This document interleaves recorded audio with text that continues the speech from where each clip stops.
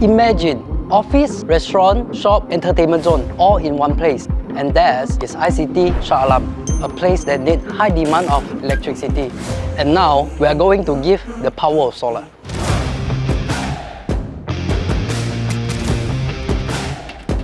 We will install all the solar panels according to the best sun exposure directions.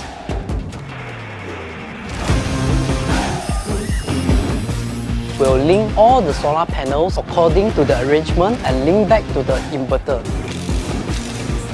The inverter will convert DC power into AC power. From the inverter, it will deliver the AC power into building MSB, where there's a place merged with TMB incoming power before sending back to ICT buildings.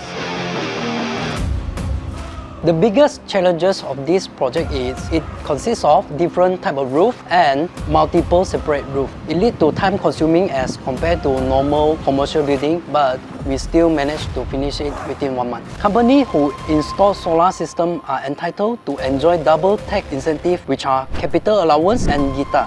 This incentive can cover up to 40% of the project cost depending on your tax bracket.